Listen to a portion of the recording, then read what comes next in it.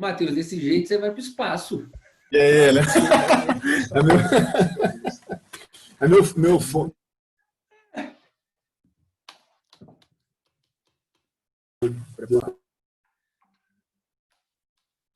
Professor Doutor Bunazar, boa noite.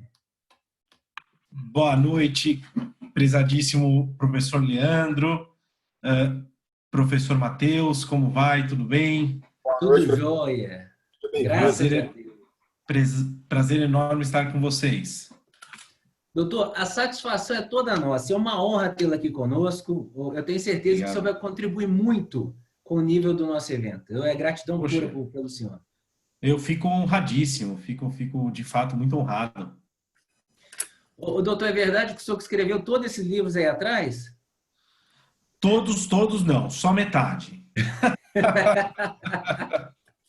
Meu Deus. De conseguir ler boa parte deles, eu já me dou por satisfeito, viu? Com certeza, concordo com o senhor. O Brasil seria um país melhor se as pessoas escrevessem menos e lessem mais. E lessem mais, também acho. Amplia o entendimento, a compreensão da vida. É verdade, é verdade. E o trabalho? Muito problema na advocacia? Olha, eu vou dizer uma coisa. A gente está trabalhando um monte, né? A gente está trabalhando um monte, não tem jeito. Eu costumo brincar com os meus amigos que a gente trabalha o dobro e ganha metade. Porque, por conta da pandemia, entre nós aqui, vamos falar a verdade, acabou o dinheiro das pessoas, né? Sim, concordo. Eu tenho amigos que reclamam muito, advogado.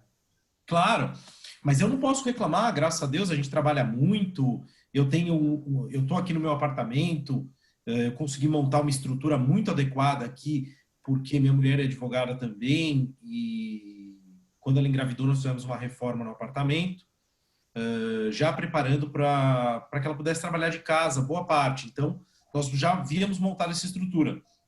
Veio a calhar, né? Facilitou muito, né? Facilitou muito, facilitou muito. Professor, só para eu entender, eu faço uma exposição de aproximadamente 40, 50 minutos, e aí abrimos para as perguntas, é isso? O que o pessoal está fazendo é geralmente isso mesmo, de 50 minutos a 1 hora, depois a gente abre aqui para as perguntas ficam no chat, e Perfeito. aí a gente vai discutindo aqui. Perfeito. O senhor vai ver aqui que interessante, temos pessoas aqui de Cabo Verde, na África, de Portugal assistindo, pessoas do Brasil inteiro, então nosso alcance foi bem legal. Que ótimo, que ótimo. A hora que quiserem começar, eu estou à disposição. Perfeito. Eu vou pedir para o senhor, por gentileza, só aguardar o horário que a gente agendou às 19. Claro. Um volume é às 19. Ah, perfeito, é às 19. É que no convite está 18h45. Tem toda a razão, é às 19. Perfeito. Perfeito. É que como o lembrete é 18h45... ele veio em 15 minutinhos antes do lembrete. Isso, e eu sou super... Não, isso é uma qualidade, eu falei no áudio do senhor. Claro.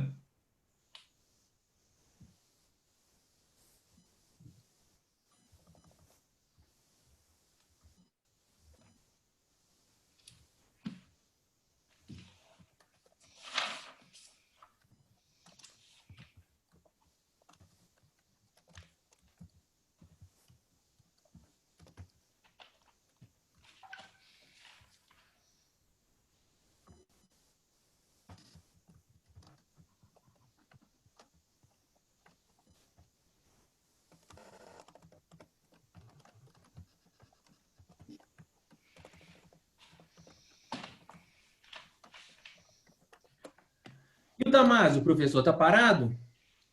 Graças a Deus, não. Nós conseguimos um sistema pelo qual nós gravamos as aulas de casa e disponibilizamos aos alunos por meio de um sistema. Inclusive, eu sou professor de graduação também. E eu estou fazendo ao vivo as aulas da graduação. Tempo real. É aquilo que eu falei para você.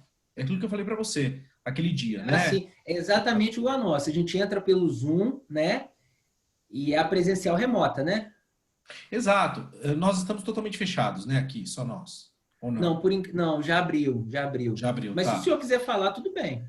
Não, é porque eu vou falar uma coisa aqui entre nós. Eu tô achando esse sistema fantástico. Porque Sim. vamos supor que durante uma aula minha de uma hora, o aluno, vamos supor, eu estou inventando um número aqui, vai. O aluno escrevesse 5 páginas.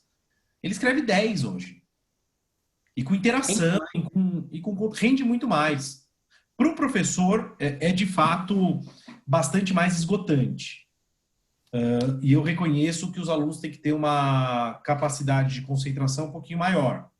Porque não tem o professor ali toda hora, ô, presta atenção, aí, acorda, tal. Mas, de fato, é um sistema que não tem nada com EAD. Tem A nada, ca- tem nada a ver com EAD. a casa tem muitos atrativos, né, professor? Muitos, muitos. A cama, né? É. Geladeira. O meu problema é a geladeira.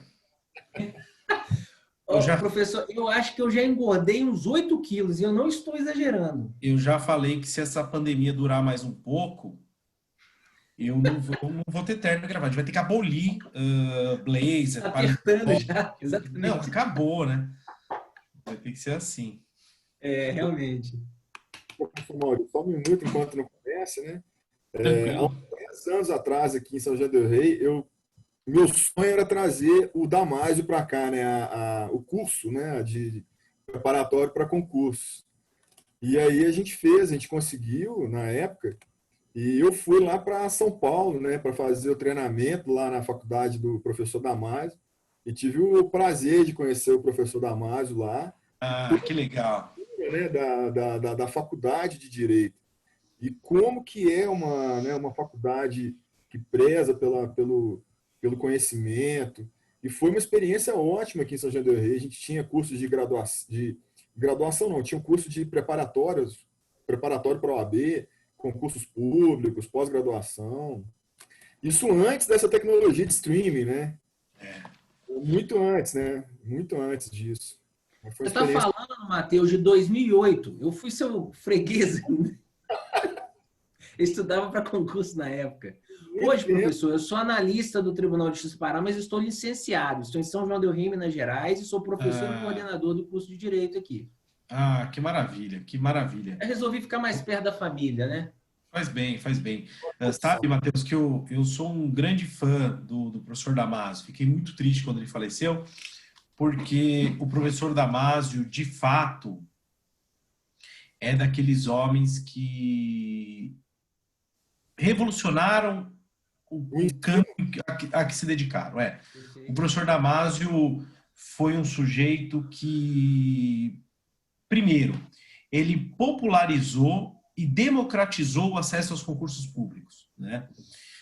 Ao permitir que alunos que, por alguma razão, não puderam estudar tanto, tal, tivessem acesso ao curso preparatório, ele democratizou. Então, é um homem cuja memória deve ser sempre bem lembrada. visionário, né? Inclusive, esse ano a gente teve outra perda, né? O Luiz Flávio Gomes Eu também ia era falar um. isso Exato, agora. Luiz exato, é Flávio também, eu verdade. acho que foi um dos primeiros também, se não foi o primeiro, né? Sem dúvida, foi o primeiro. Eu costumo dizer que o professor Damasio inventou o curso preparatório e o professor Luiz Flávio reinventou. É. Então, ambos estão aí no panteão dos Então, é um grandes. legado muito grande, né, professor? Eu acho que eles são realmente os responsáveis pela democratização do conhecimento em termos de É concurso verdade. público. Não, imagine só, você poder. Olha que legal que nós estamos fazendo aqui, né? E isso eu acho que é uma das virtudes dessa pandemia. Eu acho que, embora eu tenha um temperamento tido pelos meus colegas próximos como um pouquinho pessimista, eu retiro coisas boas dessa pandemia. Eu acredito que nós vamos mudar significativamente o nosso modo de contato. Veja, nós estamos fazendo aqui um congresso internacional, não é? Sem custo de passagem, sem custo de hospedagem, sem eu ter que deixar minha mulher e meu filho em casa. Uhum. Nós trabalhamos aqui, damos o mesmo conteúdo, conseguimos estar próximos, conseguimos dialogar. Claro que é gostoso estar próximo dos alunos, bater papo, tomar um café, tirar uma foto, isso é legal. Mas eu acho que, de fato, essas tecnologias foram uma bênção aí para nós. Sem dúvida. E assim, eu consegui reunir nomes sensacionais. Isso inclui o nome do senhor nesse congresso internacional. Talvez, se tivesse a necessidade de deslocamento, talvez o senhor não tivesse disponibilidade, entendeu? Talvez eu não conseguisse outros nomes. Vem gente de Portugal falar. A pessoa não ia sair de lá dificilmente. Isso, fica complicado. Tem toda a razão, tem toda a razão. Professor Lucas, boa noite. Boa noite, pessoal. Empolgado para ouvir o Maurício falar também. Bem ansioso com a temática da palestra. Boa noite, professor Lucas. Obrigado pela presença. É professor também de Direito Econômico, sabe, professor Bonazar? Então, eu acho que ele está um pouquinho ansioso a mais até do que a gente para ouvi-lo. Poxa vida. Espero não frustrá-lo, meu caríssimo Lucas. Não, certamente será uma palestra brilhante. E a empolgação, professor, é de trazer esse tema que não é muito afeto aos alunos, não fica muito nos currículos, né? Principalmente das faculdades em geral. E a gente tem no Uniptan, a gente tem feito trabalhos com eles nessas temáticas. Eu acho crucial, importantíssimo, pelo menos trabalhar ali, pontuar o artigo 170 e diante com eles é importantíssimo. Para a própria compreensão do direito, né? Claro. Então, eu estou muito empolgado, muito satisfeito com o aceite para vir no congresso e muito empolgado com a palestra. Muito obrigado. Eu costumo brincar com os meus colegas que são muito entusiastas do direito civil constitucional, que não é meu caso, não é? Eles leem a Constituição só naquilo que interessa. O artigo 170 eles ignoram, não é? Quando nós falamos de livre iniciativa, essa parte já não interessa tanto. Vamos ficar lá com o direito da solidariedade, só solidariedade, todo mundo. Eu acho que na hora que entra ali um pouco de direito financeiro, eles já, eles param por ali, eles não seguem. É verdade, é verdade. Isso acaba sendo um pouquinho mais complicado.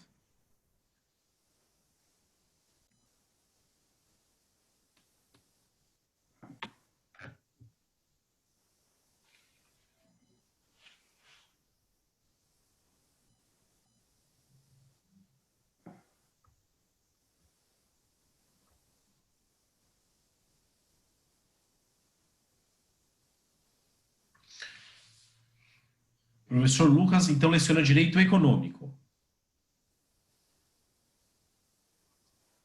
Então, professor, não tem uma cadeira específica corrente de Direito Econômico, mas não tem como deixar de falar. Hoje, eu trabalho com alguns cursos, com o professor Leandro no curso de Direito, também para Administração de Empresas, Ciências Contábeis e Engenharias, e lá eu tenho a oportunidade de trazer justamente esses contrapontos do artigo 170 para os meninos que não são do direito, né? Perfeito. Eles abrem o mundo à responsabilidade ambiental, ao dever com o consumidor. Isso é novidade para eles, né? Não pensam que é uma obrigação constitucional. É verdade, é verdade. O professor Matheus...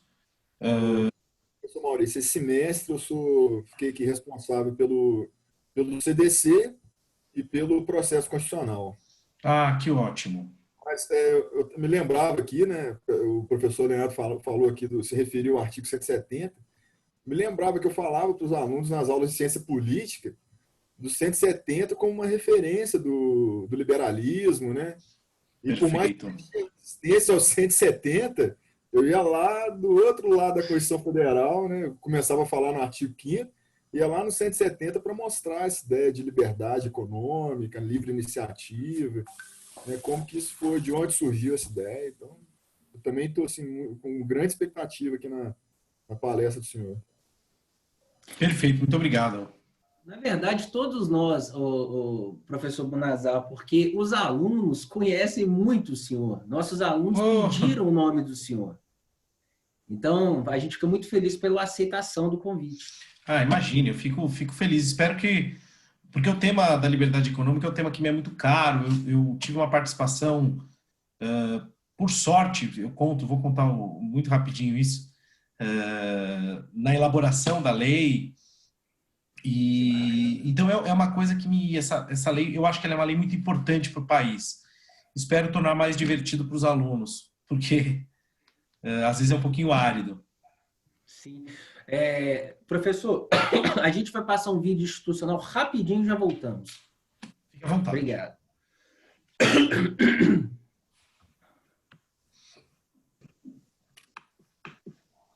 Transformar o agora é assumir sua vocação e transformá-la em uma profissão. É correr atrás do seu sonho e traçar a sua carreira. É mostrar o seu talento e conquistar o mundo. Seu futuro não pode esperar. E aí, bora transformar o agora? Então venha estudar onde você é o protagonista do aprendizado, com professores de referência. Inscreva-se para o 2º semestre com a nota do Enem ou faça o vestibular online sem sair de casa.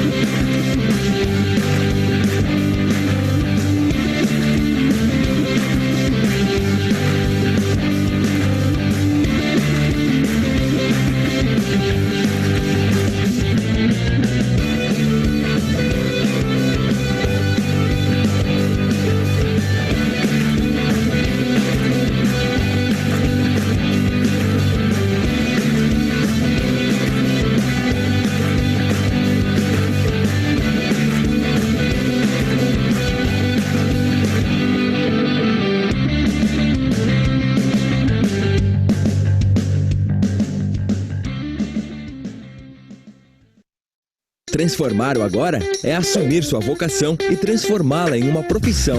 É correr atrás do seu sonho e traçar a sua carreira. É mostrar o seu talento e conquistar o mundo. Seu futuro não pode esperar. E aí, bora transformar o agora? Então venha estudar onde você é o protagonista do aprendizado, com professores de referência. Inscreva-se para o 2º semestre com a nota do Enem ou faça o vestibular online sem sair de casa.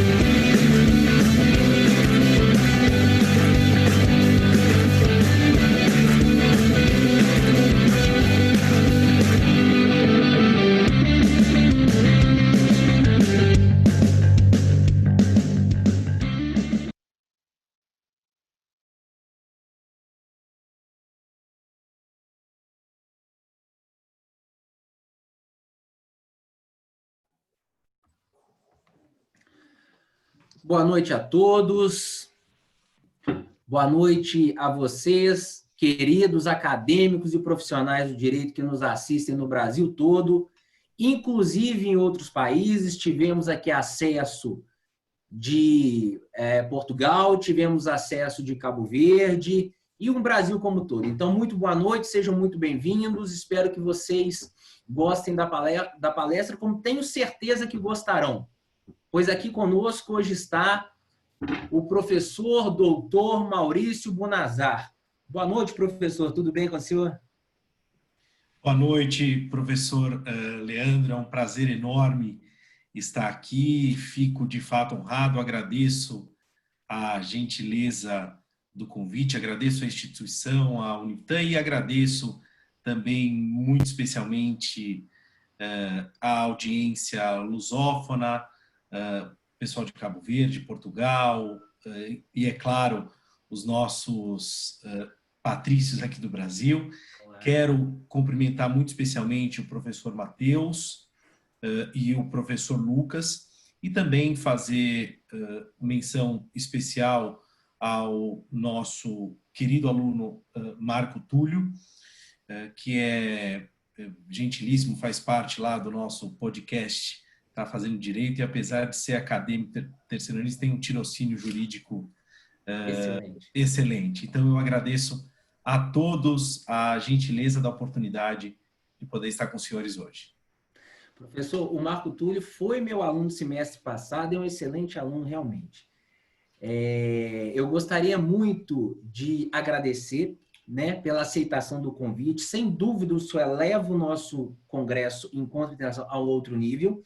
De coração, o senhor tem meus préstimos, meus agradecimentos. Eu vou falar aqui um mini currículo do professor Maurício Bunazar. Ele é mestre e doutor em Direito Civil pela USP, é pós-doutorando em Direito Civil também pela USP, professor de Direito Civil do Damásio Educacional e do IBMEC e advogado extremamente renomado. Essa parte se eu não pôs, fica por minha conta. Seja muito bem-vindo, professor. A palavra está com o senhor. Muito obrigado mais uma vez, professor Leandro. Fico de fato honrado. Meus queridos amigos e amigas, permitam-me chamá-los de alunos. É sempre uma alegria poder falar para vocês. Claro, falar para colegas é sempre muito bom, mas é sempre gostoso poder tratar diretamente com os nossos alunos. Eu escolhi falar com vocês hoje aqui sobre a Lei da Liberdade Econômica. A Lei da Liberdade Econômica, Lei 13874 de 2019. Vou repetir o número da lei.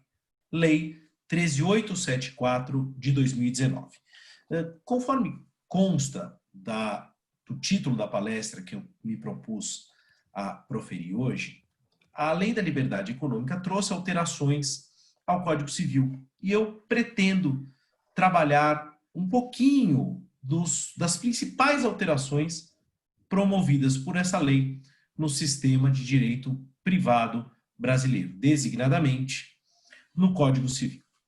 Mas eu não posso me furtar, e isso até serve para que a exposição fique mais clara, de dar alguns antecedentes dessa lei. Essa lei, ela se intitula Declaração de Direitos da Liberdade Econômica. Ela é uma declaração de direitos. Qual que é o objetivo declarado da Lei da Liberdade Econômica? De fato, trazer aos agentes produtores maior segurança, maior liberdade no exercício de suas atividades. Eu costumo dizer, e minha atividade profissional como advogado mostra isso, que ser empresário no Brasil, resolver desenvolver uma atividade empresarial no Brasil, exige não só competência, mas fundamentalmente coragem. O Brasil, e eu não digo isso de maneira pejorativa, é um dado de fato, não é? O Brasil é um país que é demasiado burocrático.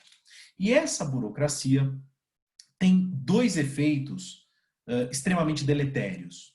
E eu chego a esses efeitos deletérios em alguns instantes. Então, vem essa Lei da Liberdade Econômica para, um só tempo, buscar diminuir a burocracia e trazer ao empresário, ao agente de produção, maior segurança em suas relações jurídicas. Eu costumo dizer o seguinte: não há Estado sem burocracia, não é? Pretender um Estado sem burocracia é quase que uma infantilidade. É evidente que há uma burocracia necessária. Mas o excesso de burocracia, que é algo que o mal do qual o Brasil padece, o excesso de burocracia acaba por conduzir a dois efeitos deletérios. O primeiro desses efeitos é diminuir a vontade de empreender. O fato de haver uma burocracia excessiva que invariavelmente torna caro, o empreendedorismo, desestimula novos empreendimentos. Muito bem. Um outro efeito deletério do excesso de burocracia é a corrupção, não é? Nós sabemos que quanto maior a burocracia, mais fácil fica haver mecanismos de corrupção que servem para tornar essas exigências burocráticas menos rigorosas para aqueles que estão dispostos a corromper os responsáveis pela fiscalização. Então, a Lei da Liberdade Econômica vem neste sentido. Antes de tratar propriamente das alterações promovidas no Código Civil e no direito civil, consequentemente, chama atenção para dois dispositivos desta lei, da Lei da Liberdade Econômica, que são muito interessantes.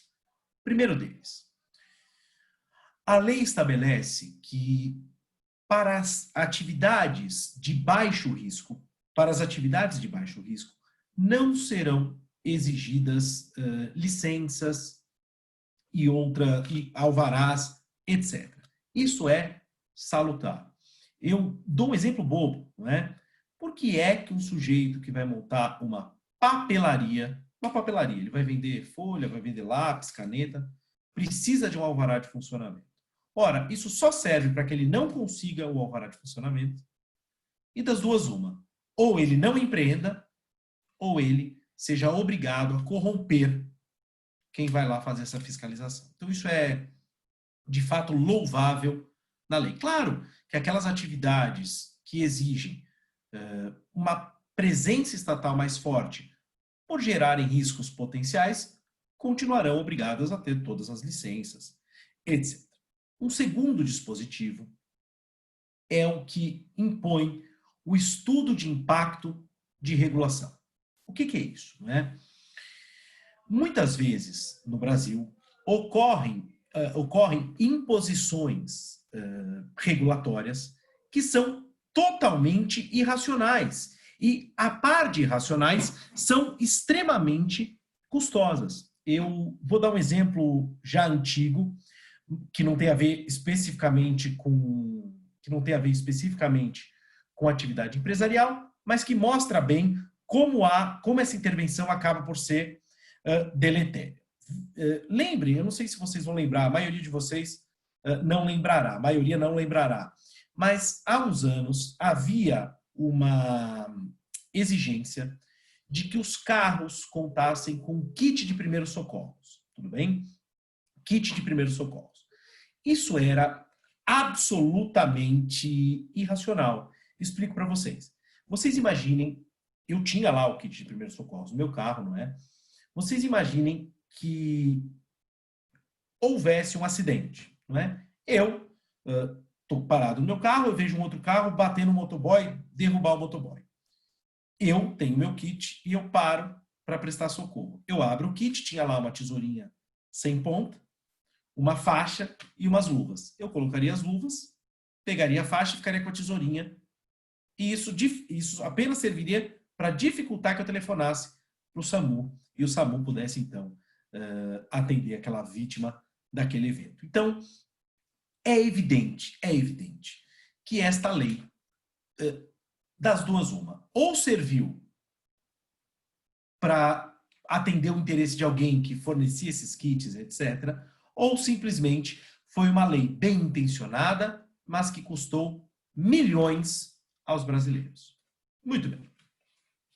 Outro exemplo, não é? Você pensa num restaurante.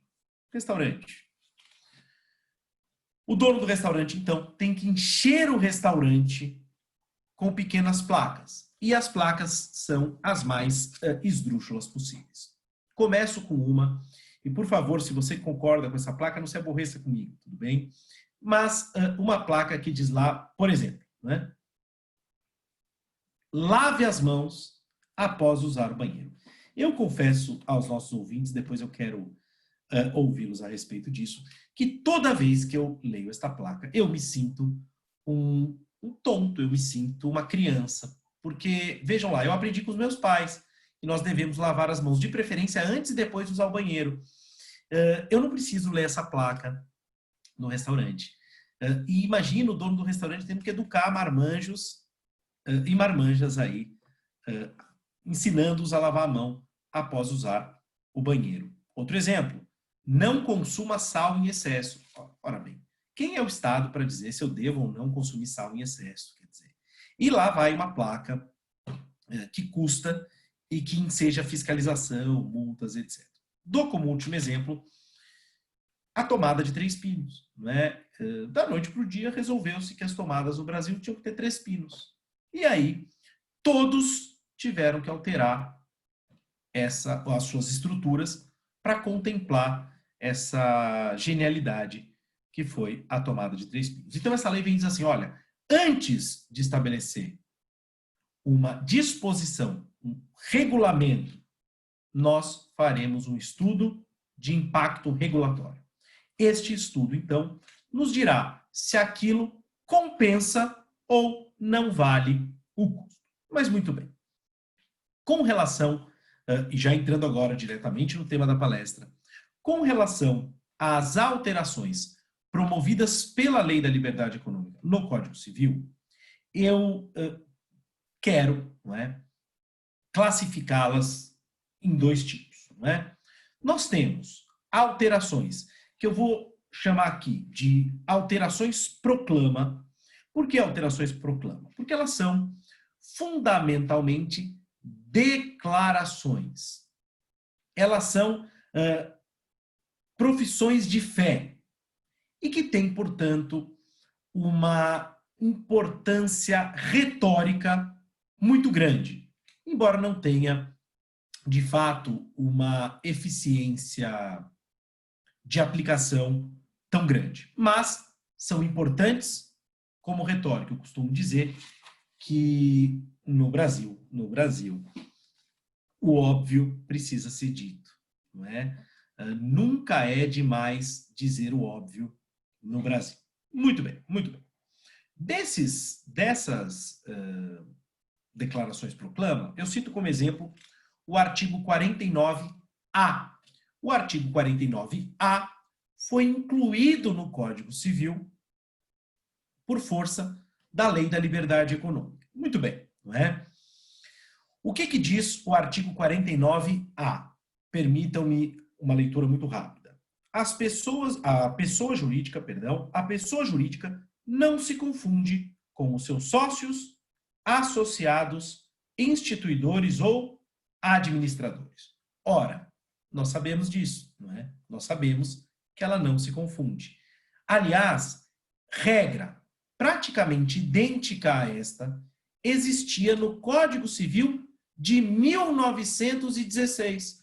O artigo 20 do Código Civil de 1916 vinha lá e proclamava: a pessoa jurídica tem existência distinta dos membros que a compõem.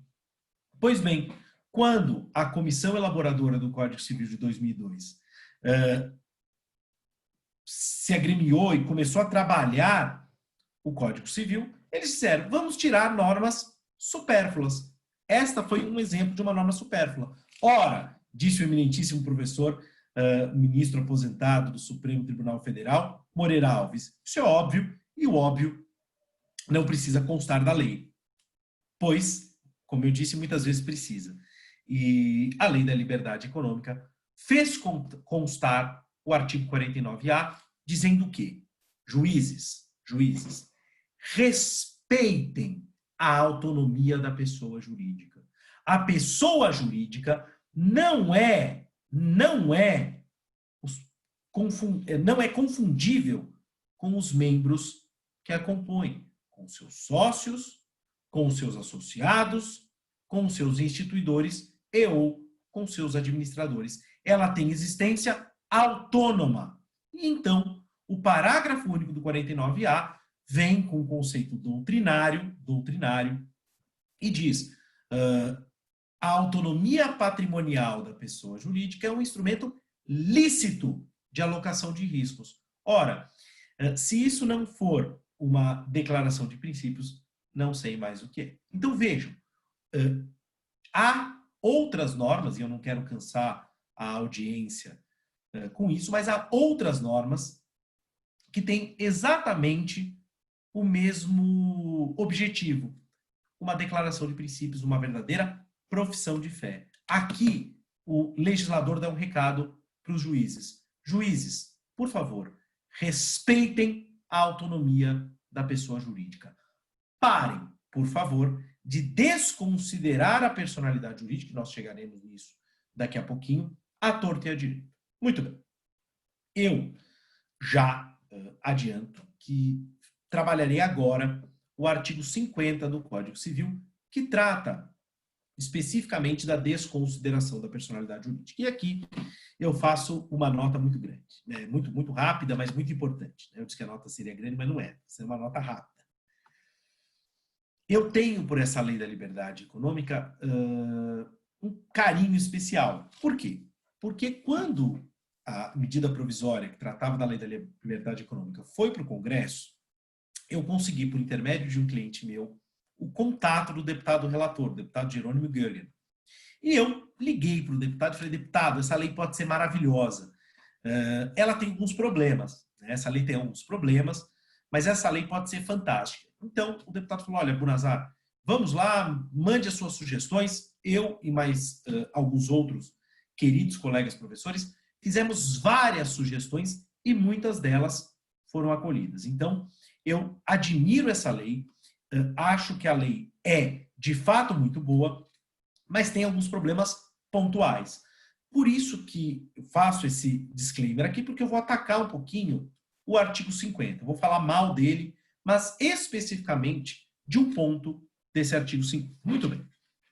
O que é, para os nossos alunos que estão nos ouvindo, a chamada desconsideração da personalidade jurídica?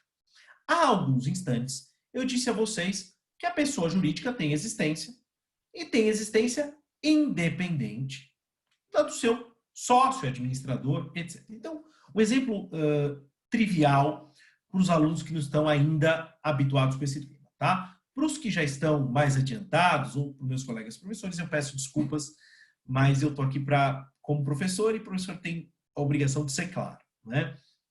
Então, vejam vocês o seguinte exemplo. Eu sou sócio de uma sociedade de advogados, Simão e Bunazar, advogados associados. Há lá a sociedade. Eu estou aqui palestrando e a sociedade está lá trabalhando. A sociedade existe independentemente de mim, independentemente do meu sócio, independentemente de outras pessoas. Muito bem. O que é a autonomia patrimonial da pessoa jurídica? A Simão e Bunazar, advogados associados, o Grupo Pão de Açúcar, a Uniptan, tem existência autônoma e, portanto, tem direitos e deveres autônomos que não se confundem com os meus direitos e deveres, com os direitos e deveres dos sócios majoritários da Uniptan ou com sócios majoritários do Grupo Pão de Açúcar. Não se confundem. Então vejam vocês o seguinte. Se eu pego o boleto da escola do meu filho e pago, eu, Maurício Bunazar, estou cumprindo uma obrigação que cabe ao Maurício Bunazar.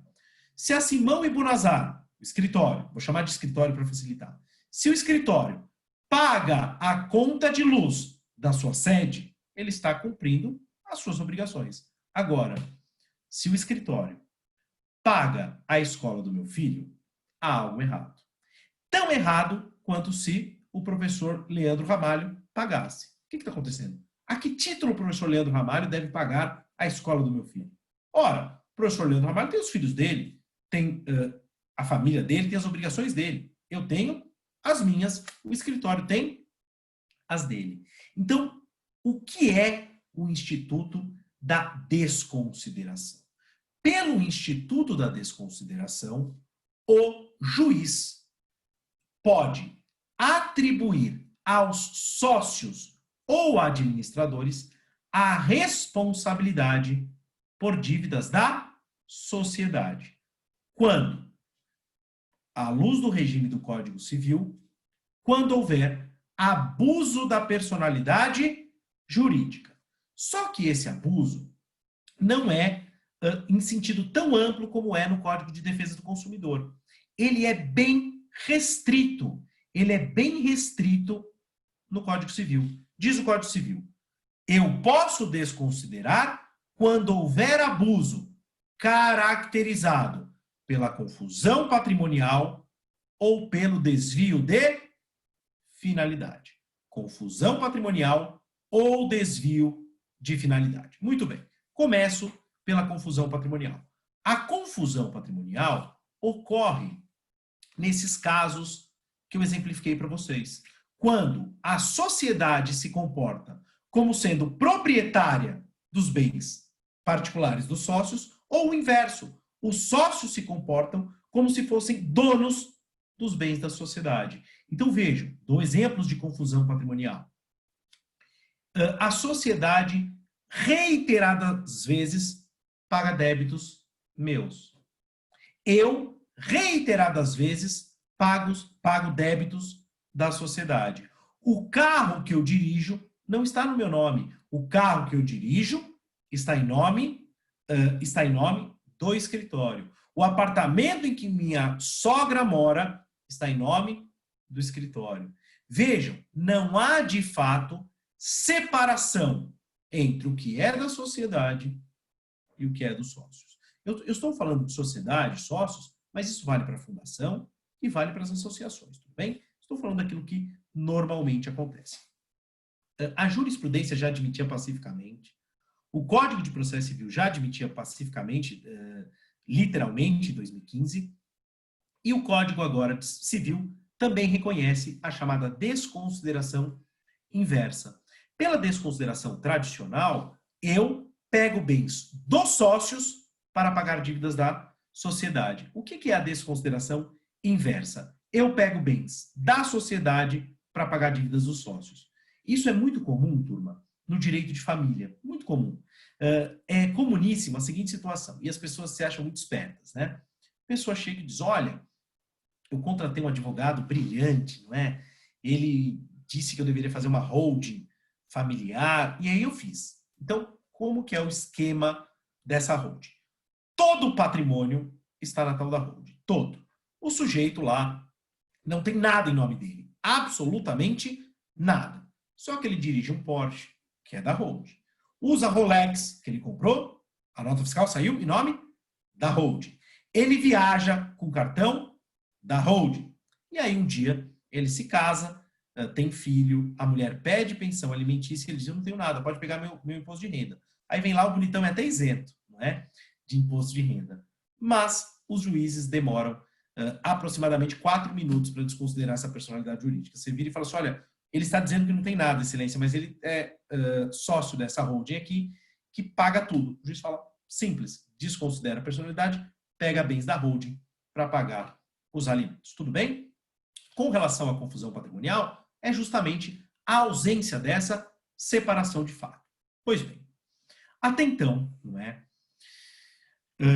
Até então, nós tínhamos lá o desvio de finalidade. E o que era o desvio de finalidade? Nós sempre, turma, entendemos por desvio de finalidade o exercício de atividade estranha ao objeto social. Eu vou contar para vocês em 2 minutinhos um caso, não é? Eu tenho um primo que mora no interior e tal, e a família dele lá tinha uma pequena lojinha de material de construções. Ele assumiu a loja e expandiu várias sedes, o negócio ganhou uma proporção bastante relevante. E quando eu ia àquela cidade visitar meus parentes e tal, eu invariavelmente ia à loja onde ele ficava para bater papo com ele. Eu cheguei lá para bater papo com ele e vi que, além de material de construção, ele estava vendendo jet ski. Então, veja, a loja era de materiais de construção. E eu falei, cara, que você está vendendo jet ski? O que você está fazendo aqui? Eles, não. É que montamos uma represa, houve a montagem de uma represa aqui e está bombando a venda de jet ski e eu estou vendendo jet ski. Veja, ele não fazia nada errado do ponto de vista de ilegalidade. Fazia alguma coisa bem errada. Vou explicar já. Mas nada ilegal. Ele comprava o jet ski em nome da sociedade e vendia o jet ski. Então, não é que ele roubava, comprava, nada disso. Só que eu pergunto, turma, vender jet ski tem alguma ligação com objeto social, material de construção? Nenhuma. Então, isso, até então, permitiria a desconsideração da personalidade jurídica. Claro, não é? O que veio a lei e fez? O que veio a lei e fez? Veio o legislador e disse, olha, para efeitos desta norma, desvio de finalidade significa o ato voltado a fraudar credores e praticar atos ilícitos. Muito bem. O parágrafo 5º do artigo 50 vai mais longe e diz, não é desvio de finalidade a mera expansão do objeto original ou mesmo a alteração desse objeto. Ou seja, eu costumo brincar, não é? Escrevi um texto em que eu disse o seguinte, o desvio de finalidade não é mais desvio de finalidade. Hoje, só se considera desvio de finalidade a prática de ato ilícito ou a fraude ou a intenção de fraudar credores. Tá claro até aqui? Espero que sim. Então, eu farei agora a crítica a isso, né? Alguns de vocês podem estar dizendo, Bonazar, mas o que seu primo fez de mal? Poxa vida, vender jet ski, tá querendo ganhar um dinheirinho a mais, né? Poxa, eu já respondo essa pergunta. Muito bem, Kleber. Mas já adianto que é exatamente isso. Poxa vida, ele não está fazendo nada demais. Está sim. Vejam só. A lei se chama Lei da Liberdade Econômica. Se eu quero emprestar dinheiro, eu sou um banco, se eu quero emprestar dinheiro para você, eu preciso saber exatamente o que você faz. Se eu sou um fornecedor de produtos e você começa uma relação comigo e quer que eu forneça para você em certas condições, eu tenho que saber exatamente qual é a atividade que você realiza. E, finalmente, se eu quero comprar uma participação na sua sociedade, eu preciso saber exatamente qual é o objeto que você explora. E como é que eu faço isso? Eu vou à junta comercial e pego uma certidão e leio lá. Compra e venda de tijolo, cimento. E aí eu sei que você vende tijolo e cimento. E eu livremente decido investir ou não nessa sociedade. Hoje, me perdoe o exagero retórico, mas é para deixar isso claro. Eu, hoje, posso muito bem comprar uma participação numa papelaria e falar, vou comprar uma participação societária aqui numa papelaria e compro. Estou lá feliz, achando que sou dono de cotas sociais de uma papelaria. E aí eu descubro, amanhã ou depois, que essa papelaria faz também descarte de lixo hospitalar. Olha que maravilha de negócio que eu me meti. Tem um risco biológico gigantesco, riscos ambientais gigantescos, etc. Vocês acham, sinceramente, que isso colabora para a liberdade econômica? Eu, muito sinceramente, acredito que não. Então, se vocês me dissessem, Bonazar, o que você não gostou da Lei da Liberdade Econômica? Este dispositivo que alterou o conceito de desvio de finalidade. Muito bem. Dito isso, voltemos às alterações louváveis. Voltemos às alterações louváveis. Eu estou vendo que outras pessoas estão entrando. Aproveito para desejar uma excelente noite a todos. Muito obrigado por estarem dedicando o tempo de vocês a me assistir. Eu fico de fato honrado. Feito essa brevíssima digressão que a boa educação me impõe, eu quero voltar para a Lei da Liberdade Econômica naquilo que ela tem de melhor. Não é? E aí, eu quero abordar com vocês o artigo 113. Não é? O artigo 113 da Lei da Liberdade, o artigo 113, perdão, do Código Civil, era composto apenas por ele, artigo 113, tá? O professor Miguel Reale chamava esse artigo de artigo-chave do Código Civil. O professor Miguel Reale escreveu um texto em que ele diz assim, um artigo-chave do Código Civil. O que diz o artigo 113?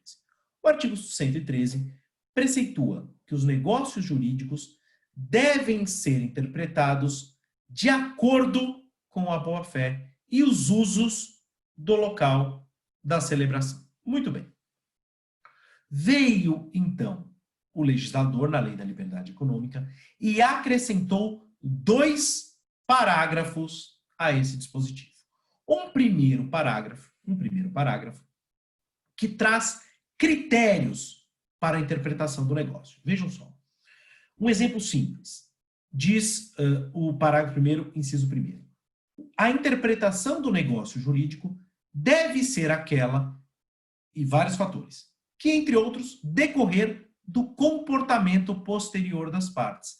Eu costumo brincar que o parágrafo 1º da Lei da Liberdade Econômica é uma velha novidade. Por que uma velha novidade? Porque a maioria dos incisos do parágrafo 1º já existiam, a maioria desses incisos já existia no Código Comercial de 1850. Os dispositivos dos incisos, esses dispositivos, já existiam no Código Comercial de 1850. Então, eu digo que é uma velha novidade. Mas aí veio uma verdadeira novidade, que foi o parágrafo 2º. O parágrafo 2º, para nós advogados, foi fantástico. E eu quero dizer a vocês, né, muitos de vocês vão prestar concurso, mas muitos de vocês vão advogar. E eu costumo dizer que nós que advogamos, não é? Que nós que advogamos, temos que nos preparar para advogar em causas mais elaboradas. Então, quanto mais você se aprimorar, melhores devem ser as causas em que você atuará. Então, vejam só, eu trabalho bastante com elaboração de minutas contratuais. O que o parágrafo 2º permite? O parágrafo 2º, pessoal, permite que as partes estabeleçam livremente, regras para a interpretação dos contratos. Então, veja, eu sou advogado da sociedade empresária A. Você é advogado da sociedade empresária B. Nós começamos a trocar minutas e dizemos, olha, vamos combinar o seguinte, vamos fazer um glossário aqui. Isso é muito comum em instrumentos um pouquinho mais complexos, com significados. E nós dizemos, este contrato deve ser interpretado na sua literalidade, sendo vedado ao juiz ou árbitro, no caso de arbitragem, qualquer interpretação extensiva. Vejam que eu trago para as partes aqui um grau de segurança muitíssimo maior. Posso ainda dizer, olha, os usos que serão observados serão os da Praça de São Paulo e não os da Praça do Rio de Janeiro. Caso haja divergência, a cláusula deve ser interpretada à luz da jurisprudência do Tribunal de Justiça de Minas Gerais e não de São Paulo. Podemos fazer isso livremente. Então, este parágrafo 2º é, de fato, um ganho de segurança gigantesco. Muito bem. Ficou claro isso até aqui? Ficou clara a importância do parágrafo 2º do artigo 113? Se sim, eu prossigo tomando o silêncio como resposta afirmativa para trabalhar o artigo 421. Artigo 421. O artigo 421 do Código Civil trata do princípio da função social, não é? Esse artigo ele foi significativamente alterado. Por quê? O Código Civil até então dispunha o seguinte. A liberdade de contratar será exercida em razão e nos limites da função social do contrato. Repito, o código, a redação dizia: a liberdade de contratar será exercida em razão e nos limites da função social do contrato. Turma, isso é uma mentira deslavada. Mentira deslavada. Relaxem um pouquinho aí, não se aborreçam com o que eu vou falar. Na maioria dos casos, nós contratamos por egoísmo. E isso é absolutamente maravilhoso. Eu, querendo matar a minha sede, compro um copo de água de um vendedor de copos de água. Ele, querendo vender copos de água, me entrega um instrumento suficiente para que eu mate a minha sede. Isso é absolutamente fantástico. Eu não estou nem aí para ele que está me vendendo um copo d'água. Ele não está nem aí para a minha sede. Mas o meu egoísmo une-se ao egoísmo dele e eu saio satisfeito, ele sai satisfeito. Tudo bem? Nós nos compomos nos nossos egoísmos, buscando o atendimento dos nossos interesses. Eu costumo dizer que a única vez que eu fui fazer um contrato, imbuído do espírito de tentar ajudar o próximo, contrato, não estou falando caridade, estou falando contrato, eu acabei quase prejudicando. Conto para vocês muito rapidamente. Um dia eu estava com a minha mulher, a gente estava voltando de viagem, falei, vamos parar ali naquele restaurante para almoçar e tal, e paramos ali. E eu vou confessar uma coisa, uma fraqueza minha para vocês. Eu não compro nada que me oferecem na rua. Não compro. Em loja, não compro, não tem motivo para comprar nada na rua. Mas tem uma coisa que eu não resisto, né? Quando a pessoa vem me oferecer aqueles panos de prato que a pessoa faz, né? Eu não resisto, eu não sei, talvez eu precise de um psicólogo para me explicar o que acontece, mas eu não resisto. A pessoa me oferece o pano, eu compro o pano. E eu nunca compro um só. Porque eu acho que aquilo tem a energia da pessoa lá, tem o trabalho. Eu acho que aquilo, de fato, é algo digno de estímulo, não é? Muito bem, eu compro um monte. Então, minha mulher já até falou, para de comprar paninho. Você abre a gaveta da minha casa, assim, tem toneladas de paninho. Mas muito bem. O escritório também está cheio de paninho. Um dia chegou um menino lá, normalmente são esses meninos pobres, não é? Que estão vendendo, a mãe está perto, eles ficam vendendo, ajudando a mãe ali e tal. E o menino chegou para mim e falou assim, doutor, quer comprar paninho? Eu falei, quero. Quanto é que tá o paninho aí? Ele falou tanto. Eu falei assim, aí eu dei o dinheiro para ele, que seria o equivalente a todos os paninhos. E falei, me dá, vamos supor que tinha 20 lá, eu falei, me dá 10 e fica com os outros 10. Tudo bem? Me dá 10 e fica com os outros 10 para você vender. E o menino, eu queria fazer caridade, tá vendo? Ele disse assim, doutor, leva todos porque aí eu paro de vender. Eu falei, negócio fechado. Levei todos os paninhos. Então vejam vocês, a liberdade de contratar, ou seja, escolher contratar ou não, é fruto da nossa autonomia privada, não é? Eu não quero comprar esse blazer para agradar o vendedor. Eu quero comprar para ficar bem, para usar. Ele não quer vender para que eu fique bem. Ele quer vender para ter a comissão. E juntos nós nos entendemos. Veio a lei da liberdade econômica e consertou este que era um erro. O código agora diz, a liberdade contratual é limitada pela função social do contrato. Veja, há uma diferença entre liberdade de contratar, que é escolher contratar ou não, com a liberdade contratual, que é estabelecer o conteúdo do contrato. A função social é um limite à liberdade contratual. A função social limita a autonomia privada. Então, nós dizemos que a função social impõe que o contrato gere entre os contratantes trocas úteis e justas, não podendo significar a ruína de uma das partes graças ao enriquecimento da outra. Tudo bem até aqui? Então, essa alteração foi uma alteração muito importante. Mas uma alteração ainda mais efetiva que esta veio no artigo 421-A. 421-A. E essa alteração vai ser fundamental agora com essa pandemia, etc. Notem vocês o seguinte, nós temos no nosso ordenamento jurídico a possibilidade de resolução dos contratos por onerosidade excessiva. Eu explico para vocês.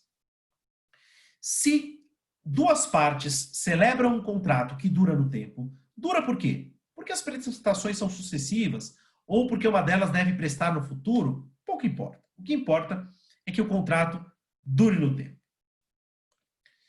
Se, após a celebração deste contrato, ocorrer um fato imprevisível e extraordinário que altere radicalmente as circunstâncias que vigoravam, a parte que estiver com um peso excessivo, na linguagem da lei, com uma excessiva onerosidade, poderá pedir a resolução do contrato, a extinção do contrato. Muito bem. A outra parte pode se defender, dizendo, opa, você não vai resolver nada, eu topo diminuir a minha vantagem para reequilibrar o contrato. Muito bem. Até aqui não houve alteração. Mas o artigo 421-A estabelece expressamente algo que eu já defendi há bastante tempo. O 421-A vem diz assim: as partes são livres para estabelecer critérios objetivos para a revisão ou resolução do contrato. Então, vou dar o seguinte exemplo para vocês. Imaginemos que eu queira contratar uma sociedade transportadora, não é? Transportadora. E eu digo para o sujeito, olha, eu estou muito preocupado, pois eu preciso escoar essa minha produção, mas por questões políticas, o Brasil anda numa fase complicada, os caminhoneiros estão ameaçando fazer greve. E se os caminhoneiros fizerem greve, eu estou perdido. Ele diz, eu assumo este ônus. E nós combinamos no contrato que para aquele contrato, greve de caminhoneiros não será considerado fato imprevisível. Não será considerado fato extraordinário. Eu afasto essa possibilidade. Dou mais um exemplo, até mesmo mais econômico. Imaginemos o seguinte. Eu sei que pode haver variação no preço da minha matéria-prima. Ele sabe disso também. Então, nós ajustamos o seguinte. Variações de preço que não ultrapassem, vamos lá, 50%, 70%, não poderão ser consideradas causadoras de excessiva onerosidade. Não poderão ser consideradas causadoras de excessiva onerosidade. Posso colocar ainda, a oferta de modificação nos termos do contrato dirá respeito apenas à concessão de prazo. Podemos ajustar isso. Muito bem. Qual que é a vantagem? Turma, eu não sei o que vai passar na cabeça do juiz. Eu não sei o que o árbitro vai entender por onerosidade excessiva. Eu não sei o que o árbitro vai entender por fato extraordinário.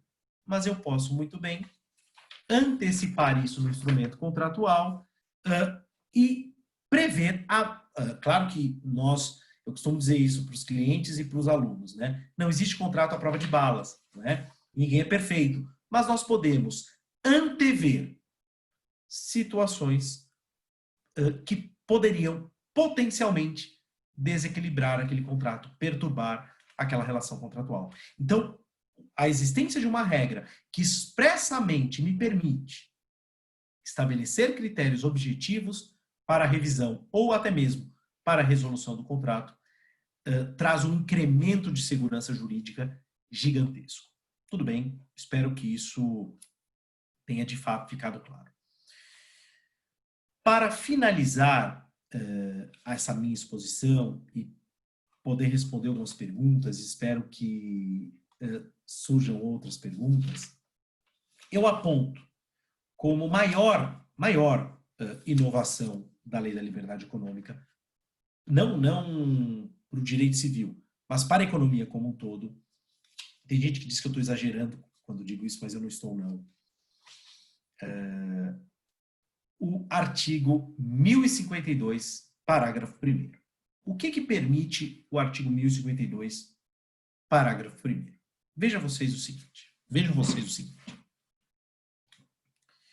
Se eu, há alguns anos, um tempo atrás, quisesse constituir uma sociedade, eu obrigatoriamente precisaria de um sócio. Por quê? A única fonte da sociedade era o contrato. E aí eu precisava colocar alguém. E aí eu não tenho ninguém de confiança. Poxa, quem que eu acabava colocando? A minha mulher. Aí eu tenho 99% das cotas, ela 1%. Ou meu filhinho, né, recém-nascido. Eu com 99%, ele com 1%. A sociedade dá errado, eu acabo por prejudicar o patrimônio ou da minha esposa ou do meu filho. ou do marido, se é a mulher que põe o marido, etc. Isso era algo terrível. Bom, conseguimos uma evolução, a chamada Eireli. O pessoal chama de Eireli, mas o professor Erasmo Valadão me ensinou que é Eireli, porque eu não falo javali, eu falo javali. Eu não falo marli, eu falo marli. O professor Valadão ensinou isso, então eu falo Eireli agora, mas também não faz nenhuma diferença se você fala Eireli. Empresa individual de responsabilidade limitada. É muito interessante essa empresa individual. Por quê? Porque eu posso sozinho exercer uma atividade empresária. Mas, veja, na Eireli não há possibilidade para a Eireli, não há a possibilidade de iniciar sem nenhum capital. Não há. Eu preciso integralizar imediatamente 100 salários mínimos. E eu pergunto para você, quem tem 100 salários mínimos hoje para começar um negócio? Quem tem 100 salários mínimos hoje para começar um negócio? Não tem. Bom, o artigo 1052, parágrafo 1º, vem e diz o seguinte: é possível hoje a sociedade limitada unipessoal. Então, meus caros, eu posso ter uma sociedade limitada com capital social declarado, alto até, e posso exercer sozinho essa atividade empresarial numa sociedade que tem existência e patrimônio distintas de mim. Ou seja, nós enterramos a necessidade do sócio de palha. Então, isso, sem dúvida alguma, ajudará a destravar a atividade econômica. Eu tenho certeza disso. Mas já faço aqui uma nota com certa desilusão, não é? Eu recebi o contato de um cliente meu que falou assim: olha, professor Bonazar, eu quero montar uma produtora de cinema, etc. Eu falei: isso é legal. Doutor, olha, talvez eu faça por meio de uma Eireli, porque eu não quero ter sócio. Eu falei: não. Vamos fazer por meio de uma sociedade limitada unipessoal. Pois bem, preparei tudo, remeti para o contador foi à Receita Federal. A Receita Federal disse: não, ainda não. O nosso sistema aqui não está preparado ainda, porque nós só reconhecemos a sociedade unipessoal de advogados, porque já havia uma previsão de sociedade unipessoal de advogados e tal. Essa aqui a gente não reconhece ainda. Ou seja, veja que dificuldade. Eu tenho um artigo de lei que me permite fazer isso. E a Receita Federal, pela velha e boa burocracia, acaba me impedindo de me valer de um direito legalmente assegurado. Tá certo? Então, isso acaba por ser bastante traumático. Quais são as minhas impressões sobre a lei? Tem muita gente dizendo: agora com essa pandemia... Foi por agora, né? Foi por agora, Bárbara. Agora, esses dias, tá? 2 semanas, 1 semana, 2. Tem muita gente dizendo: poxa vida, a lei da liberdade econômica acabou levando um golpe muito duro com essa pandemia, porque agora nós precisaremos de maior intervenção do Estado na economia e haverá intervenção nos contratos. Pessoal, tudo isso já está previsto no ordenamento jurídico. Eu não estou negando que os juízes possam intervir no contrato. De forma alguma, seria um tonto se eu dissesse isso. Mas os juízes devem fazer isso respeitando a distribuição de riscos que as partes se propuseram. É isso que a lei da liberdade econômica diz. E vou mais longe. Cessada essa pandemia, nós precisaremos de pessoas corajosas, que topem ir às ruas para produzir. São essas pessoas que geram emprego. Então, essa lei será, na minha modestíssima opinião, uma catapulta para o exercício de novos empreendimentos.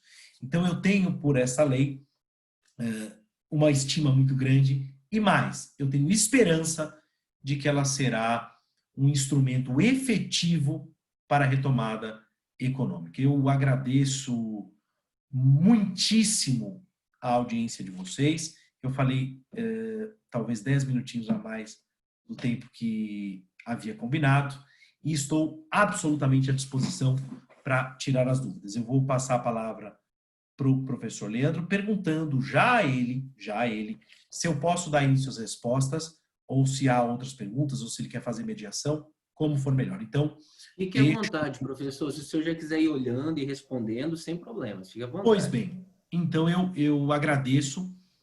Ó, eu agradeço aqui e começo com a pergunta.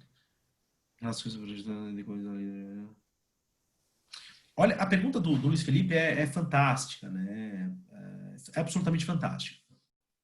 Professor, o senhor considera que essas objetivações das relações contratuais projetadas no Código Civil, em decorrência da Lei da Liberdade Econômica, possa reduzir a quantidade excessiva de demandas judiciais, haja vista a redução das possibilidades interpretativas? Pergunta é brilhante, tá? Luiz, eu estou convencido disso. Eu estou de fato convencido disso. Não é? Agora, Luiz, eu preciso... não sei se você é acadêmico, já é professor, eu não sei. Não é? A pergunta denota um conhecimento sério. Mas, se você for aluno, perdoe o tom de desilusão que eu vou falar com você. Infelizmente, existem colegas advogados que são muito aventureiros. Eu posso falar isso porque eu sou advogado. Não é um juiz aqui falando de advogado. É um advogado, né? Existem colegas que são aventureiros. Eu não duvido nada, Luiz. Nada. Que o advogado vem em juízo e diga: oh, meu cliente assinou, mas ele não tem experiência. Venha com esse tipo de, e me perdoe a brincadeira agora, de mimimi jurídico, não é? Que é mimimi, não é? Eu, outro dia, dei uma opinião legal num micro parecer, digamos assim, num caso de arbitragem em que, pelo amor de Deus, eu tinha de um lado uma sociedade empresária multinacional, do outro, outra sociedade empresária multinacional, ambas as sociedades representadas pelos maiores escritórios de São Paulo, e um deles dizia lá: ah, essa cláusula aqui é muito nociva para o meu cliente, ele assinou por inexperiência. E aí, eu fiz um parecer a valer. Então, eu digo a você, Luiz Felipe, há sim uma tendência de redução de demandas. O advogado responsável olha e diz: olha, meu amigo, aqui não tem muito para onde correr, não é? Aqui não tem muito para onde correr, tá? Então, eu concordo em gênero, número e grau com você, inclusive apontei no meu escrito esse efeito que a lei trará, tá certo? Não era especificamente sobre essa lei, professor. Não era especificamente sobre essa lei, era sobre o RJET. Se eu tiver ocasião, outro dia eu volto a falar com vocês com muito prazer. Então, a sua pergunta é discente? Discente do Niptan, colocou aqui agora. Rapaz, que maravilha, meus parabéns, você é um moço brilhante. Já percebi pela pergunta. Vamos ver a próxima aqui. O pessoal está pedindo, professor, só para o senhor ler a pergunta do aluno em voz alta, se possível, por gentileza. Opa, claro. Eles não têm acesso ao chat? Eu acho que tem, mas quando já passou, eu acho que eles não conseguem voltar. Tá bom, vamos lá, claro, não tem problema nenhum. A pergunta dele foi a seguinte: o senhor considera que essas objetivações das relações contratuais trazidas pela Lei da Liberdade Econômica possam reduzir a quantidade excessiva de demandas judiciais? E a resposta foi essa, que eu acabei de dar aí. Muito bem, vamos ver. Discente, legal, bacana. Obrigado pelos elogios, pessoal. Fico muito feliz. Olha lá, né? A pergunta do Heron. Né? A pergunta do Heron é uma pergunta difícil, né? A confusão patrimonial sempre gera um enriquecimento ilícito de uma parte? Eu entendo que sim. Né? E eu vou até tirar o ilícito, o Heron, eu vou chamar de injustificado, tudo bem? Não se justifica. Quando eu pago as contas do escritório, isso não se justifica, o escritório enriquece sem causa. Quando o escritório paga as contas da minha casa, eu enriqueço sem causa. Mas o problema fundamental aqui, Heron, é que, na verdade, quando eu tenho confusão patrimonial, eu tenho quase que uma negação da pessoa jurídica. Ainda que naquele momento eficacial único, eu tenho quase que uma negação dela. Então não há enriquecimento sem causa, há o meu enriquecimento. Entende? E por isso que o juiz não me sanciona. Não é uma sanção, é simplesmente uma ineficácia daquela personalidade. O juiz simplesmente vai lá e fala: ó, já que você trata como se fosse sua, eu também vou tratar. E aí eu pego os bens, tá certo? Vamos ver se surgiram mais aqui. Obrigado, obrigado. Legal, belas perguntas.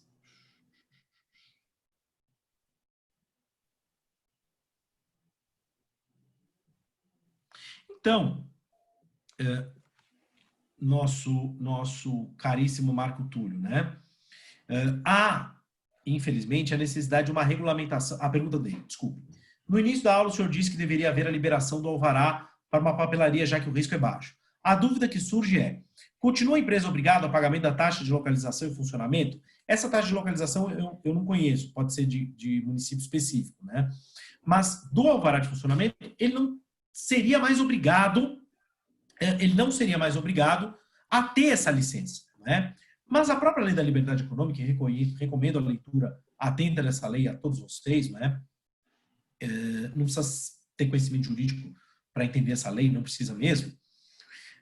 Dispensa isso, mas ela exige que haja uma regulamentação, um decreto de regulamentação especificando o que é atividade de baixo risco. Isso, até onde eu sei, não surgiu ainda. Mas olha, meu caríssimo Marco Túlio, eu acho que diante de uma lei dessa, se continuar havendo omissão, cabe aí um mandado de segurança para que você possa exercer suas atividades sem licença de funcionamento. Tá? É um direito líquido e certo previsto em lei.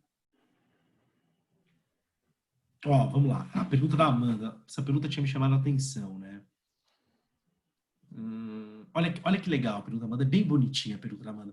É daquelas perguntas que fala, pô, Brunazaro, você vem lá com exemplos chocantes, né? Papelaria e lixo hospitalar, pô.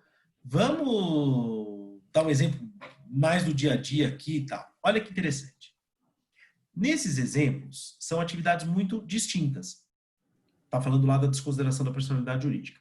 Mas haveria problema em, por exemplo, uma escola de idioma que resolve fazer uma lanchonete em seu interior, sem alterar o seu KNAI, não é? Qual que é o problema? Qual que é o problema, Amanda?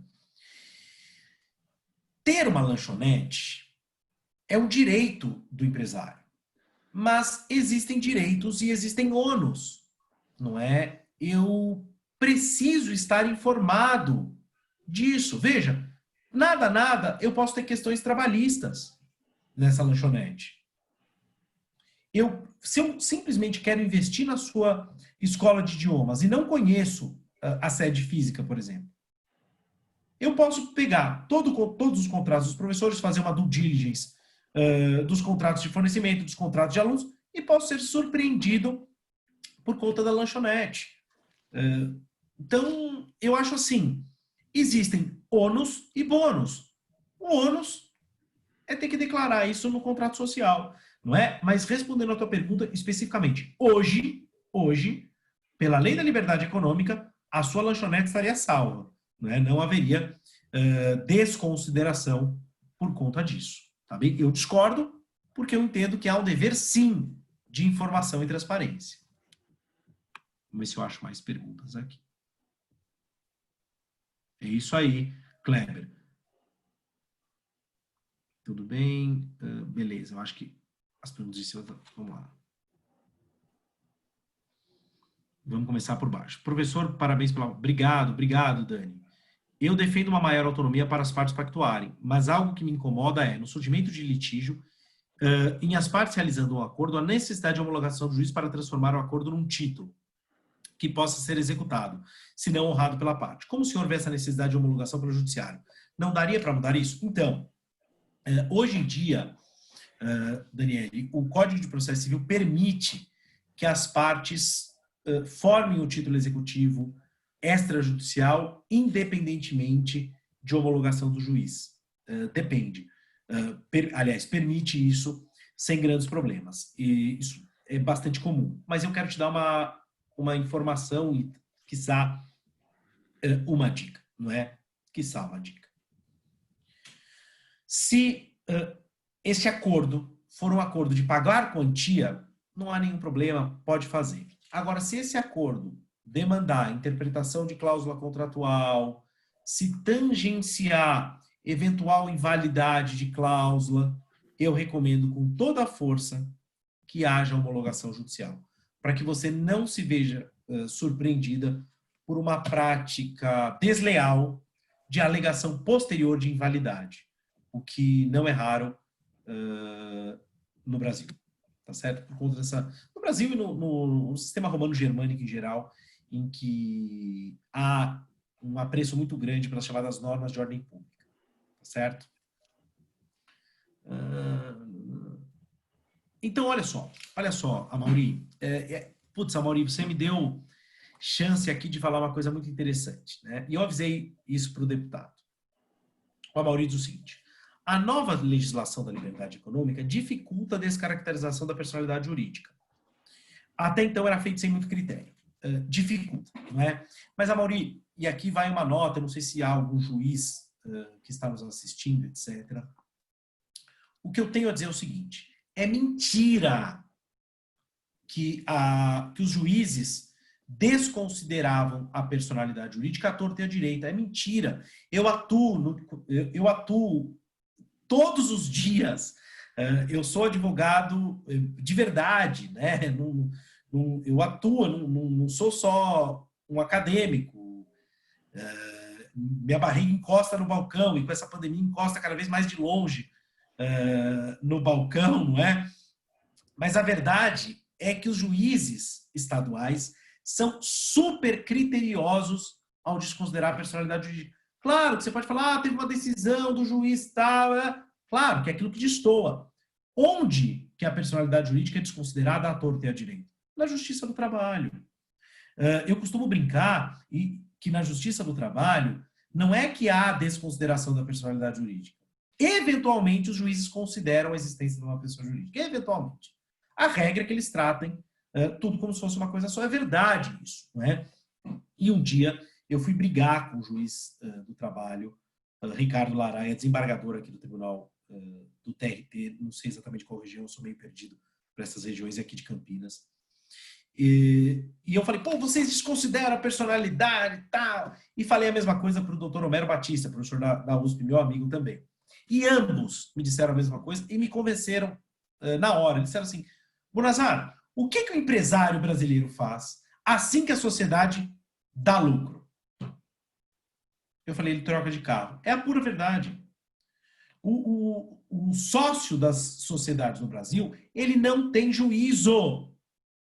Ele não tem juízo. A sociedade ganha dinheiro e ele troca de carro. Seria mais ou menos como eu encontro um de vocês e digo, como é que vai? Vou dar um exemplo do Túlio. Como vai, Marco Túlio? Tudo bem? Ele diz, Bona, eu tenho uma novidade para te contar. Eu falo, diga! Ele diz, passei no concurso para juiz. Eu digo, Túlio, você passou no concurso? Ele diz, passei. Eu digo, logo eu, Bonazar, vou trocar de carro. Tem alguma lógica isso? Claro que não. Então, os juízes do trabalho desconsideram a personalidade jurídica. E aí, eu disse para o deputado, não é? Não se iluda. Os juízes do trabalho vão pegar essa lei da liberdade econômica e fingir que não existe. Vão fingir que não existe. E aí, eu tenho um juiz do trabalho que não vai aplicar essa regra, eu tenho um TRT que não vai aplicar essa regra, e tenho um TST que não vai aplicar essa regra. E não cabe matéria constitucional, então não vai para o STF. Então, acabou. Isso se chama... o Niklas Luhmann diz isso muito bem, é um paradoxo, né? Cabe ao juiz dizer o que diz a lei nesse momento. E aí eu tenho um círculo que não se romperá facilmente. Tá bem? Mas excelente pergunta. Obrigado pela chance de ter me deixado falar isso. Recentemente teve uma loja de eletrodomésticos que, para conseguir abrir a loja nessa pandemia, começou a vender produtos alimentícios. Ai, Brasil. Isso não seria um desvio de finalidade no que tange à ilicitude do ato? Querer abrir a loja para angariar frutos da venda de produto atípico, desrespeitando leis em busca do lucro? Veja, Heron, buscar lucros é legítimo, né? Buscar lucros é algo legítimo. Nós aprendemos na faculdade, o sujeito lá quer o lucro, como se isso fosse um crime, não é? Quase um herege. Querer o lucro é válido. Agora, isso aqui na verdade, vamos usar uma categoria do direito civil. Isso aqui é fraude à lei imperativa, né? Isso é fraude à lei imperativa. Ele poderia ser proibido de funcionar, né? Por conta disso. Agora, antes da lei, ele incorreria em desvio de finalidade. Hoje não. Hoje não. Tá? É uma saída inteligente. O brasileiro é bastante inteligente para essas coisas meio mal feitas assim. De fato, tem muita criatividade. Mas respondo para você que não poderia, evidentemente. Obrigado pelos elogios, pessoal. Eu vai descido. Pelo contrário, tá, Eduardo? Olha a pergunta que o Eduardo faz, né? Boa noite, Eduardo, também. A confusão patrimonial, da maneira com que está sendo entendida pela doutrina, não poderia estimular a ocultação de patrimônio? Eu não vejo como, né? Pelo contrário, eu entendo que quando o legislador determina uma separação de fato entre o que é patrimônio da sociedade e o que é patrimônio dos sócios, ele dificulta a ocultação de patrimônio. Pelo contrário, se a norma fosse um pouquinho mais maleável, mais tolerante com a confusão patrimonial, é que seria viável ocultar patrimônios, não é? Eu poderia pegar o meu patrimônio e deixar na sociedade, usufruir desse patrimônio e evitar, por exemplo, o regime tributário mais gravoso, evitar credores, evitar pagar credores, etc., entre tantas outras artimanhas que seriam possíveis. Vamos ver aqui.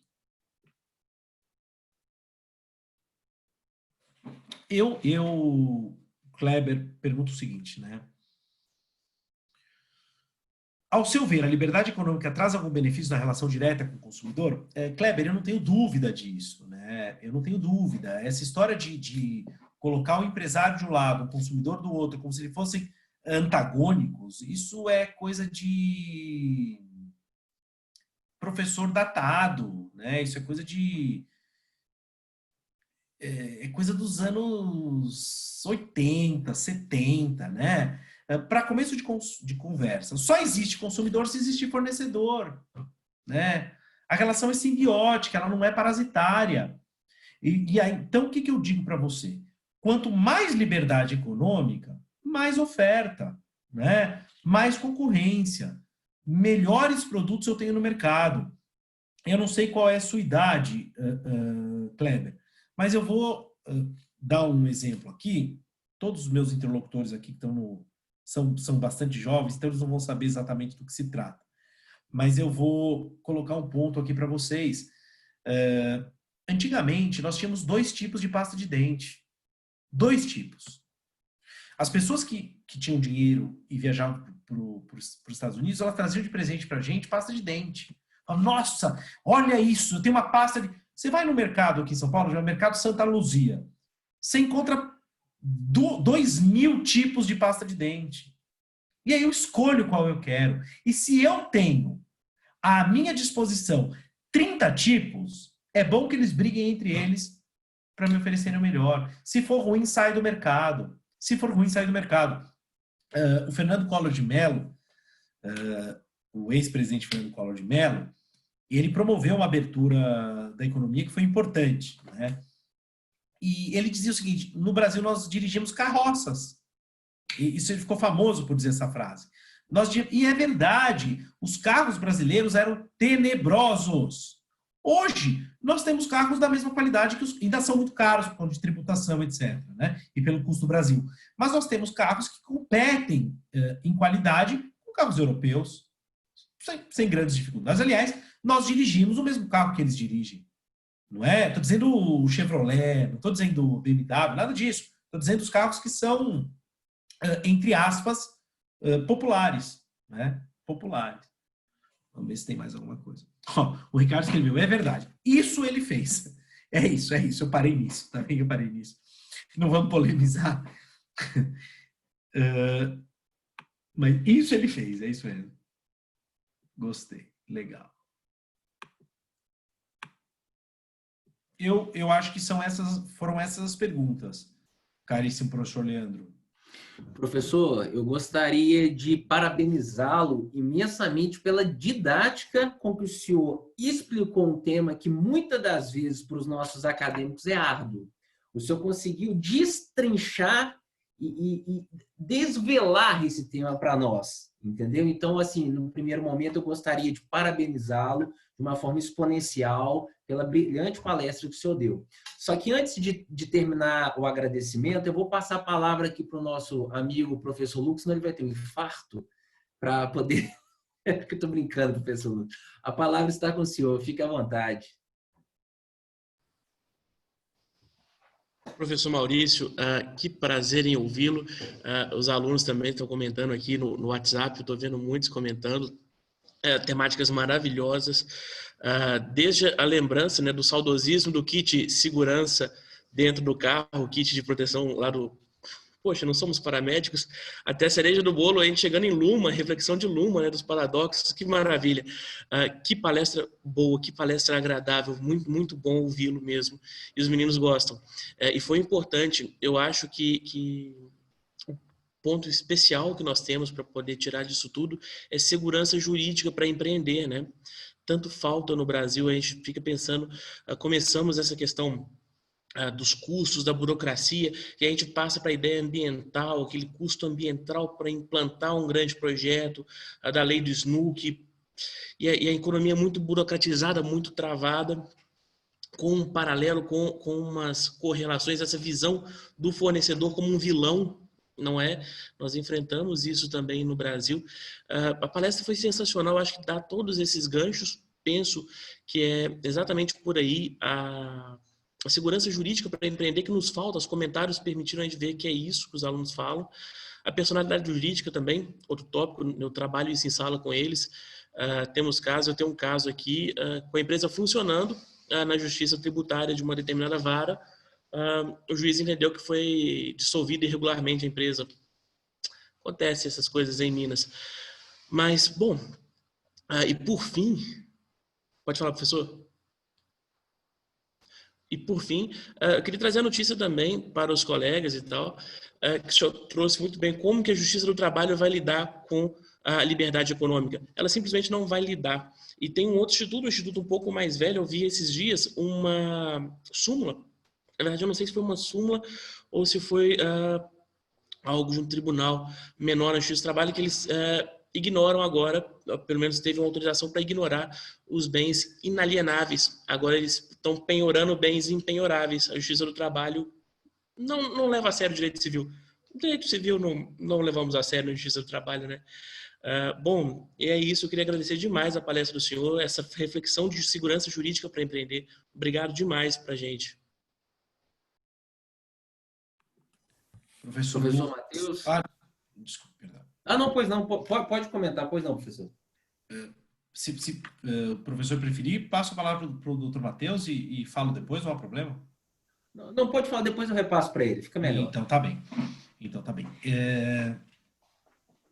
Eu agradeço a gentileza, os alunos são muito generosos, eu fico de fato lisonjeado.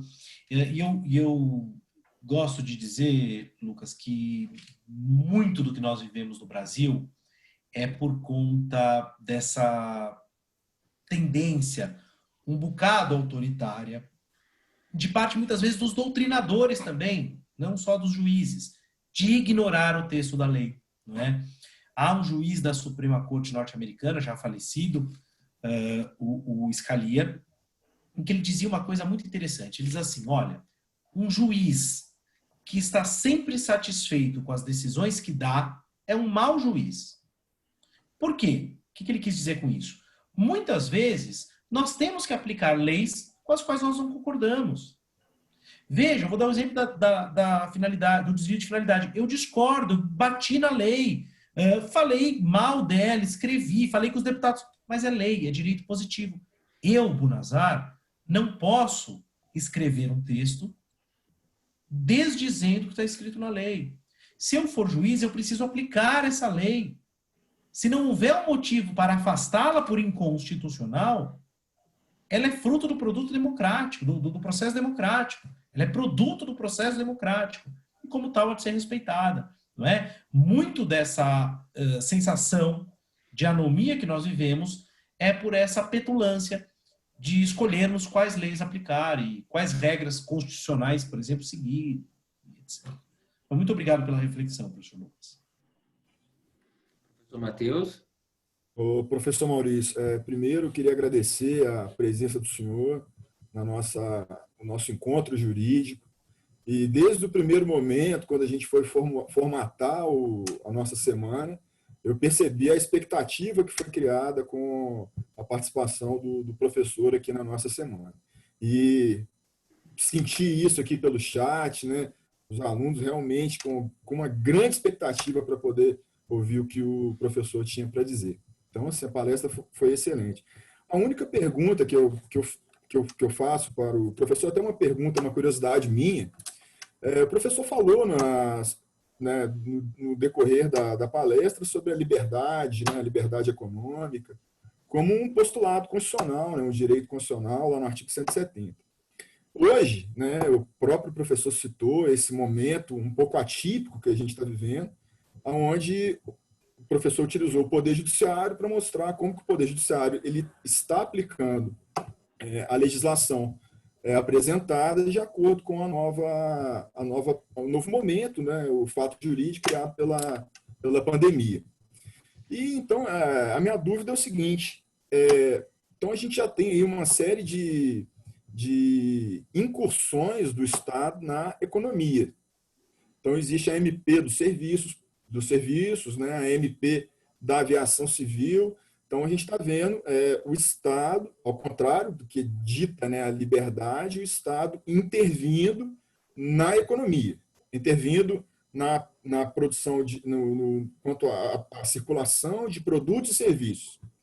Então, eu queria entender melhor, professor, qual que é realmente o papel do Estado nessa pandemia. Porque o que eu percebo, já fui empresário, né, eu já tive aqui uma sede do Damásio. O que a gente percebe hoje, não sou empresário, é que o empresariado reclama dessa pouca intervenção. Então, qual que é o papel do Estado? Até onde o Estado pode ir? Né? Qual que é o limite? A gente está falando aqui de uma lei de desburocratizar, de afastar o Estado. E qual que é o papel do Estado nesse momento?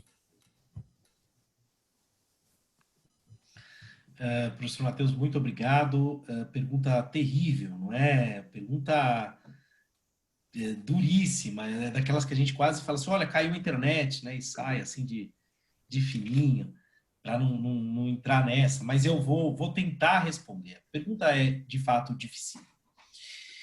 Professor Matheus, eu tenho algumas posições que são bastante assertivas, não é? Então, eu costumo dizer o seguinte, depois de 1929, a pessoa precisa... Quem nasceu depois de 1929 tem que ser muito, muito, muito bobinho para acreditar que não vai haver que não deve haver uma intervenção do Estado, alguma intervenção do Estado na economia, não é? O que nós precisamos encontrar é o ponto ótimo. É o ponto ótimo, não é? Agora, o Sérgio fez uma nota aqui dizendo, realmente, sem empresário não há produção. E eu vou fazer agora, eu vim aqui, louvei os empresários, etc., falei da lei da liberdade econômica, mas eu faço uma crítica aos nossos empresários, não é? E qual crítica? Aos nossos grandes empresários, não pequeno empresário. Os nossos grandes empresários, eles, claro que há honrosas exceções, mas em sua maioria, os nossos grandes empresários, eles são capitalistas no lucro e socialistas nas perdas. Eles capitalizam lucros e socializam perdas, não é? Eles fazem isso. Então, se nós pensarmos no ciclo do café, há um exemplo que ilustra isso muito, muito, muito claramente. Os nossos fazendeiros do café plantaram os cafés e ganharam bilhões e milhões e milhões. Um belo ano a safra deu prejuízo, o Estado comprou, para que os nossos fazendeiros não tivessem prejuízos. E isso é só um exemplo do que nós já fizemos. Agora, quando nós falamos de intervenção do Estado na economia por meio da MP, por exemplo, da aviação, né? Existe um conceito dos americanos, eu não vou falar inglês porque eu acho isso pedantismo, nós estamos no Brasil, né? Esses anglicanismos, etc., são quase que bregas. Mas o conceito é muito grande para cair, né? Muito grande para desaparecer. muitas vezes, salvar uma companhia dessa é necessário, não para salvar a companhia, mas para salvar todo o complexo de relações em torno dela, né? Então, havendo um risco, por exemplo, de quebrar um banco, havendo um risco de quebrar 2, 3 ou todas as companhias aéreas, havendo um risco real, é bom que nós tenhamos alguma intervenção. Eu lamento que o Estado tenha que dar benefício para a companhia aérea, mas eu lamentaria mais se não tivesse avião para poder despachar em Brasília. Então, imaginar a quantidade enorme de pessoas que perderiam seus empregos. Então, é necessária uma intervenção, sim, não é? Essa intervenção de maneira comedida. E aí nós temos que lembrar Aristóteles, né?